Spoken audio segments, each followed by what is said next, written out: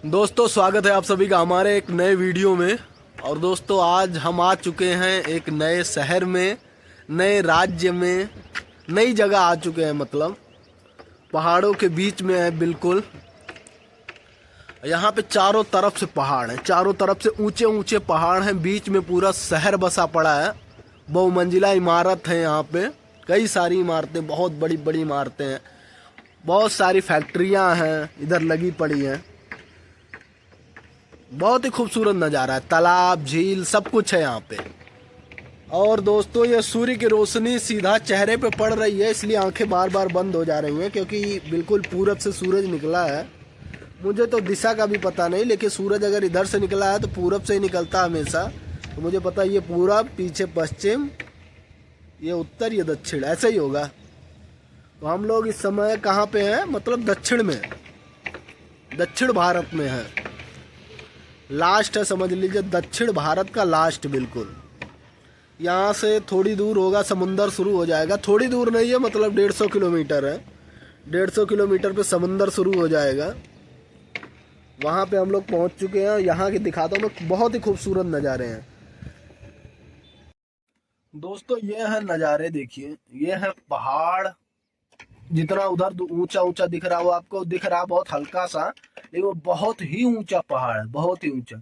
देखने में लग रहा है कि वो बगल में है, लेकिन भाई कम से कम 6-7 किलोमीटर, 7-8 किलोमीटर। जब आप ऐसे सीधी आंखों से देखते हैं, जब आपके सामने कोई ना हो ना, तो आपकी नजरें बहुत दूर तक देखती हैं।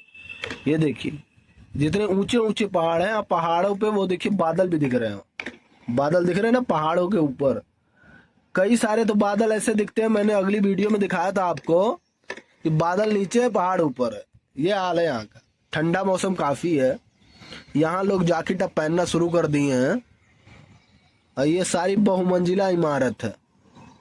बहुमंजिला उसे कहते हैं जो कई सारी मंजिल हो, मतलब जैसे 2 से अधिक हो उसे बहुमंजिला कह सकते हैं। अगर गिनती में करें तो 10-12 मंजिल, 15 मंजिल, ये मतलब 1-2 मंजिल से ज़्यादा हो तो उसे बहुमंजिला कहते हैं। शुद्ध हिंदी शब्द में कहते हैं ना बहुमंजिला इमारत है। उसी तरह से यहाँ पर काफ़ी ऊंची ऊंची इमारतें हैं, कोई 10, कोई 15, कोई 25, ऐसे ऐसी बड़ी ऊंची ऊंची। इधर के बड़े महंगे महंगे, हर चीज़ महंगे हैं। जो आप जलेबी वहाँ 100 रुपये में ले लेंगे, 100 रुपये किलो, अपने यूपी में यहाँ पे 160 रुपये किलो जलेबी है। जो चटाई वहाँ 80 रुपये 100 रुपये में मिल जाएगी, यहाँ 250।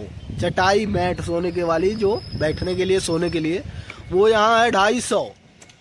इतनी महंगी है।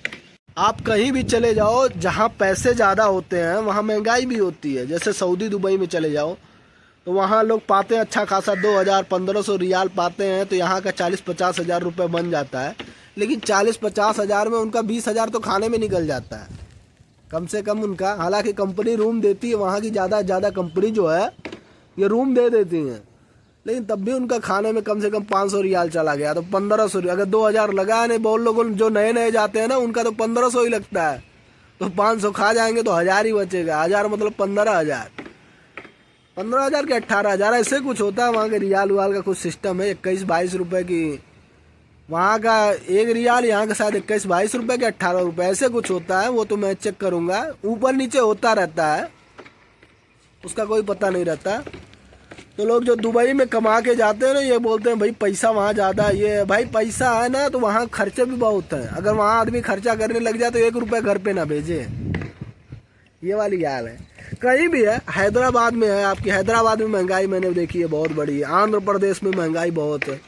100-80 रुपये किलो तो आलू है। आप सोचो, अपने यहाँ 80 रुपये में 5 किलो ले आओगे, वहाँ 1 किलो आलू मिलेगा आंध्र प्रदेश में। ये हाल है वहाँ का। एक बार और आपको खूबसूरत नज़ारा यहाँ का दिखा देता हूँ। मतलब मैं देखता हूँ, बढ़िया लगता है। मतलब अब संडे वनडे में घूमेंगे, अब इधर तो टाइम नहीं है। संडे में हमारा वीकली ऑफ होता है, उसमें अच्छे से घूम लेंगे। ये दोस्तों फ्लैट है, ये देख सकते हैं। फ्लैट के नीचे पार्किंग है, ये सारे फ्लैट है। ये एक एक फ्लैट की कीमत आपको, कम से कीमत की बात मत करिए, खरीदना नहीं, मैं भाड़े की बात कर रहा हूँ। कम से कम मेरे हिसाब से 6,500 के नीचे कोई नहीं है। 6,500, 7, 8, 9 इस तरह के हैं। डबल लोगे तो कम से कम 8.5 तक पड़ेंगे, और सिंगल लोगे तो पड़ जाएंगे 7, 7, 6.5 ऐसे ही पड़ेंगे। ये हाल है यहाँ का। वो बीच में देखिए खेती भी होती है। अब यहाँ जिसकी खेती भी है ना, वो भी मतलब कहते हैं ना, जिसकी जिसकी किस्मत, तो किस्मत उसकी जाग चुकी है। ये रेसिडेंसी, ये क्या है यार? कुछ जो पहले के आदमी यहाँ रहते रहे होंगे, मतलब जब कंपनियां यहाँ नहीं आई थी, यहाँ डेवलप नहीं हुआ था, वो लोग तो मान लीजिए शराब ही देते होंगे कि हम लोग पहाड़ों के बीच में हैं, पानी की दिक्कत, नेटवर्क की दिक्कत, आने जाने में दिक्कत, हर चीज़ में। लेकिन अब वही लोग कितना खुश होंगे। जो ज़मीन उनकी लाखों में नहीं थी, वो आज करोड़ों अरबों में पहुँच चुकी है। तो सब किस्मत होता है, कुछ तो किस्मत होती है और कुछ होती है मेहनत।